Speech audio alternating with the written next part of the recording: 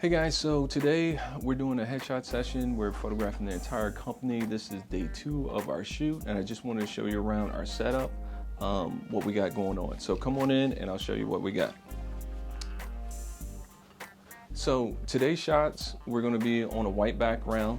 This is the Lastolite. It's one of these folding sort of pop-up backgrounds. I like this one because it's white on one side and it's gray on the other, which is good because you know, white backgrounds look super clean, and then the gray side looks good when we put a little flash on it, a little bit of gradient. I tend to find that to get that white look that I really like, I like to do 2 strobes on the background. These don't have any type of modifier on them or anything like that. Another thing I like to do is I like to letter my strobe so that way if I need to adjust the power remotely, I know that this is B, I know that this is C, and I know that my main light is A. The backdrop is being held up just by one regular light stand like this, and then it's got a reflector holder similar to this one where it's just got 2 clamps on the side. So if you look up top here, you'll see that it's grabbed on right there, and it's grabbed on right there. And I like this so much better than paper because it's easy to set up, it's easy to put in my car, it's easy to transport. It just folds up like a pretzel or like a taco after the fact, whatever. Super easy, super simple. Again, we're using the Interfit S1s. I really like these lights. I'll do a review on these at some point.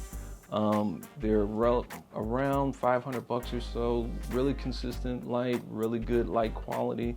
And in addition to that, we've got a standard reflector here. Basically using this to, you know, fill in the area under the chin, bounce up a little light.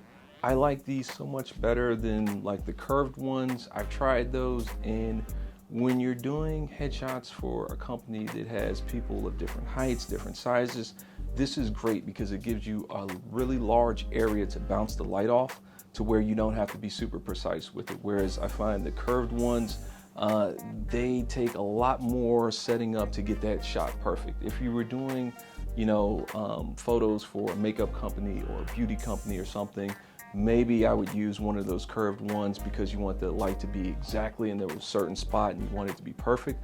But for doing headshots, this is much better.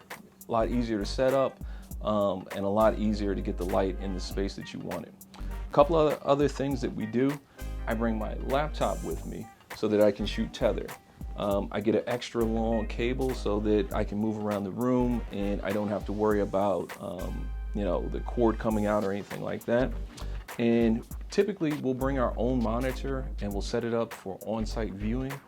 This is a great option because you know, after the fact, we usually take about anywhere from 10 to 20 shots per person. And just to deliver that to a client and have them go through all of those shots is kind of a pain. So we like to do the on-site viewing so that the person can pick the photo that they like, and there's not this big bottleneck later on where they're trying to decide, okay, which photos do we want to use for our website and whatnot. So definitely get an extra long cable for you to tether with. Bring a monitor if you can. Today we're using their monitor. We're basically plugged into this screen over here. They've already got a 50-inch screen on the wall.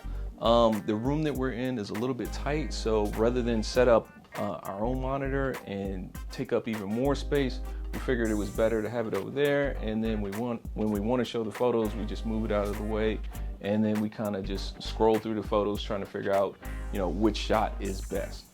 Now that you're pointed in this direction, I'll show you my main light. Again, another Interfit light. I've got this one labeled A, so I know that that's my main light.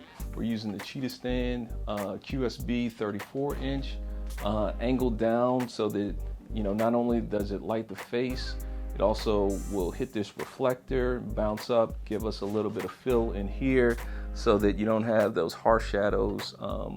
Not that this creates harsh shadows, I actually love the light that comes out of this, but you know, you just want a little bit of fill so that it's not as contrasty, you know, underneath the chin, underneath, you know, any bags under the eyes, anything like that. A couple other things that, you know, I highly recommend that you do or bring with you. Tape. This is painter's tape. You know, sometimes I'll tape a little X on the floor. I didn't do it in here today because the room's so tight there, you know, we weren't really worried about them losing their spot. You could tape the list of the people that are gonna be coming and at what time on the wall.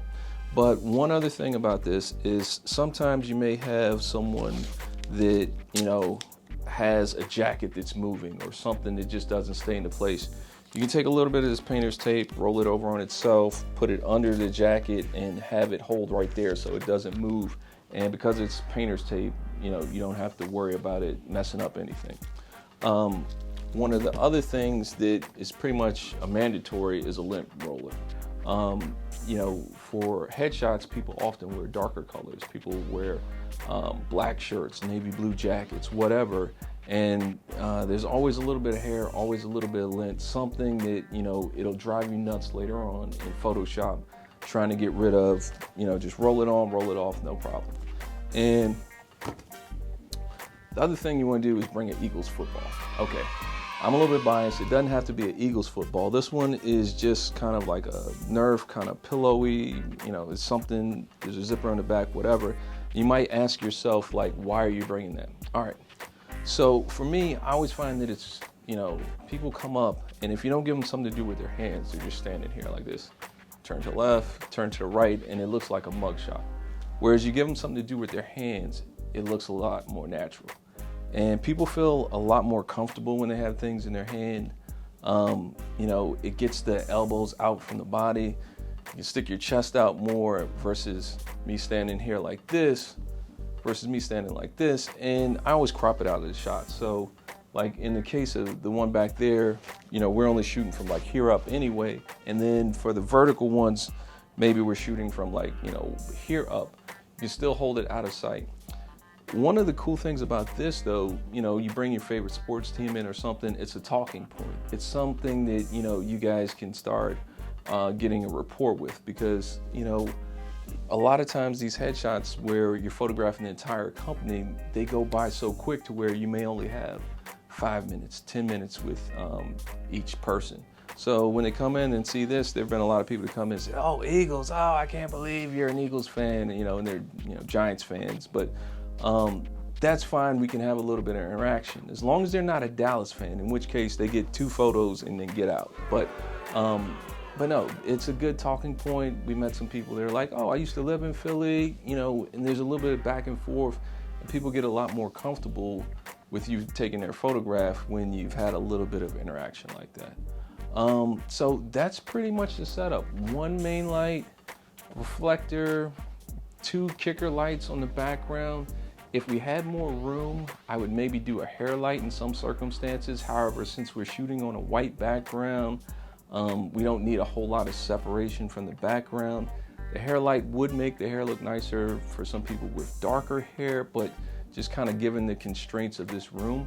I mean, sometimes you're in a room where maybe you have to move the table out of the way or something, but this one was a good room. It just, I wish it was, the ceiling was a little bit higher and it, you know, I had a little bit more room, but that's the job. You got to figure out how you can make the best photo you can inside of a tight room.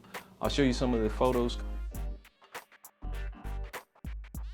If you guys have any questions about this setup or anything I didn't cover, leave a question or comment below. I'll leave a affiliate link to in the description below about all of the products on here if you want to research them or buy any for yourself. And let me know what you'd like to see in the next video. Appreciate your time, and remember, if you want your photos to look right, click that subscribe button.